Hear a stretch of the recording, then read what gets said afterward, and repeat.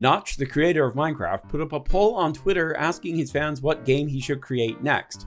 Either a traditional roguelike or Minecraft 2, and the internet, being the internet that we know and love, demanded that Minecraft 2 gets made in an overwhelming response. As everyone knows, Minecraft is owned by Microsoft now, so Notch has cut off any thoughts of infringing on Mojang's work on Minecraft by stating, "I also very much value being a man of my word, so I also intend to do this in a way that in no way try to sneakily infringe on the incredible work the Mojang team is doing and that Microsoft is successfully doing the Microsoft certification about." And if that didn't make sense to any of you, don't worry, that quote was really He's basically saying Microsoft is ruining Minecraft. Longtime fans of Minecraft know that Notch is very lazy, so whether or not this will show any progress is unlikely. But it's nice to know that he's trying, I guess. Welcome to Necro News, the show where we cover the hottest gaming news from the last week. This week, we're beating a dead horse, covering the Googly Eye hijacking, and details on the cancelled Deus Ex game, plus so much more. So subscribe to the channel because game journalism is dead and only we can revive it. You may remember the trailer for Transformers Reactivate that released 2 years ago. If you don't remember, then I don't really blame you. It was announced and then never talked about again. It was supposed to be a 1 to 4 player online game set in a future where Earth was overrun by Transformers and humans were pretty much grabbing out and repairing the Autobots as much as they could. Like Mad Max, but with Transformers, I guess.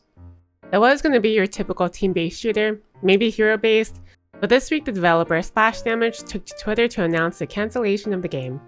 Which honestly, I don't think we need any more hero-based shooter games. Unfortunately, even though it was Transformers and we haven't had a good Transformers game since Platinum made one.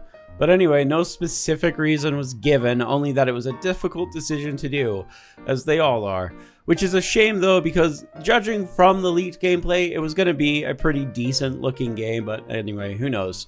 But now we have Marvel Rivals. Full of justice. This next story is still developing, but if everything is true, it's probably one of the funniest video game heists of all time. We're also going to go ahead and shout out the IGN writer Rebecca Valentine, because she actually did some genuine legwork trying to get to the bottom of this. So here's what we know. Over the holidays, more and more people started posting on Twitter, Reddit, and even 4chan's V that they opened up a brand new copy of a Switch game only to find a piece of black plastic and a single googly eye staring back at them. The running theory as to why there's a googly eye in the case is because it makes the similar rattle that a Switch cartridge makes when you shake the case. Rebecca reached out to many people who all stated that they were affected by the theft, but no one had any video of them actually unwrapping the game to see the googly eye. Which, to be fair, why would they? But through her investigation, she found that the first googly eye was around June 2023. So this could be a massive scale heist at play, or it could be just one big viral prank. And yeah, it could very well be a prank.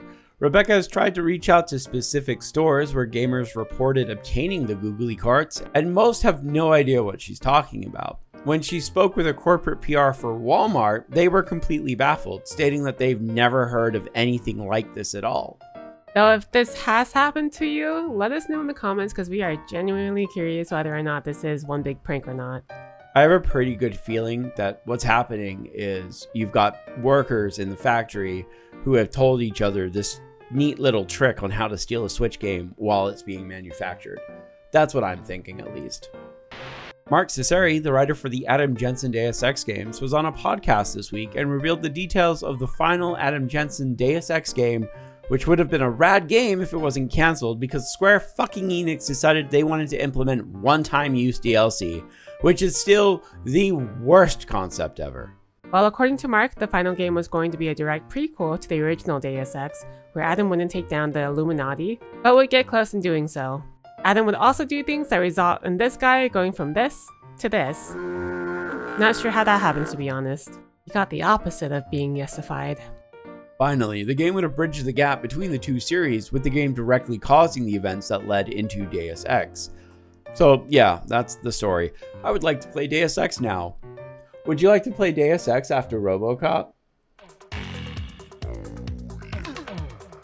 Maybe? In September, the entire company of Annapurna Interactive resigned due to a dispute between the president of the company and the owner. They were behind games like Unfinished Swan, Cocoon, Stray, a lot of real comfy and cool games. If you also recall, in November, Take-Two sold Private Division, the studio behind Kerbal Space Program 1 and 2, as well as the upcoming Lord of the Rings games Tales of the Shire, to an undisclosed buyer in November. Well, now we know who the buyer was, and that's a private equity firm called Havali Investments. And after buying the company, they've made a deal with former Annapurna Interactive employees to give them control of all Private Division's games and franchises, which basically means that most of Annapurna Interactive's ex-employees are forming a new company. What this means for Private Division as a company is unclear, though it's probably likely that the name Private Division will no longer exist, and that the company could very well face their own layoffs as a result. Another takeaway from this is that there is a strong possibility that Kerbal Space Program 2, a game that a lot of people have thought to have been abandoned, could get some love again, but who knows, and who cares, because most people are back to Kerbal Space Program 1. What do you boomers think? Do you think we're actually going to get Stray 2? What about a better Kerbal Space Program? Let us know your thoughts in the comments.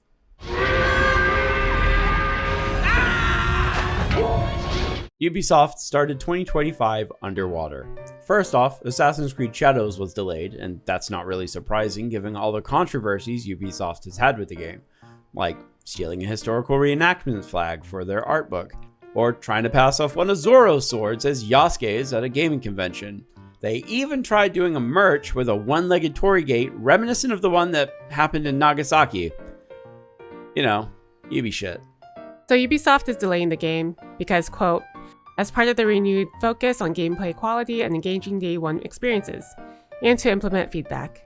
So they decided that the game, which was already pushed back to February 14th, will actually come out on March 20th. Which, you know, is fine, it's only a month, basically. However, you'd think that Ubisoft would want to avoid any more controversies, and they'd at least verify if the date had any significance in Japan. Which, if we're talking about this, yeah, March 20th does. Because March 20th is the anniversary of the Tokyo subway siren gas attacks. And that's really bad because Ubisoft cannot handle any more holes in its ship, and the delay was apparently part of a large business plan. In a big, fancy press release to investors, Ubisoft stated that they wanted to reduce costs by 200 million euros. They're working towards this via investments, the recent closure of XDefiant, and the aforementioned delay of Assassin's Creed. This is all part of a business plan, Ubisoft states, following the strategic and execution reviews initiated by the executive committee a few months ago. Ubisoft is taking decisive steps to reshape the game's development to deliver best-in-class player experiences, enhance operational efficiency. TLDR, they said they were going to make changes to make more money and better games, which again, they have virtually no safety net and literally cannot sink any further than they already have. The final story of the week is that Marvel Rivals patched out modding, so no more 12 inches of Venom, I guess. Except they found a workaround, so that's the news. Here are the games coming out this week. All of them are good, but we all know the one that I care about. I am so fucking ready for it. I downloaded the demo even. And here's our schedule for this week. As you can imagine, Booster will be playing Dynasty Warriors until he literally cannot physically play anymore. Infinity Nikki is also getting a new banner, so you're going to see me gamble. That's it for this week's Necro News. If you like the video, subscribe to the channel. If you're not already, What's wrong with you? that's never gonna get old. And if you watched the entire video and made it this far, put a snowflake into the comments. And as always, a very special thank you to our channel members. We really couldn't ask for a better group of dudes. We do member music streams every Saturday where we write Necro News and listen to music, as well as post dumb bloopers from the previous Necro News. So if you want bonus content, feel free to join. But until next time, everyone, goodbye. Goodbye.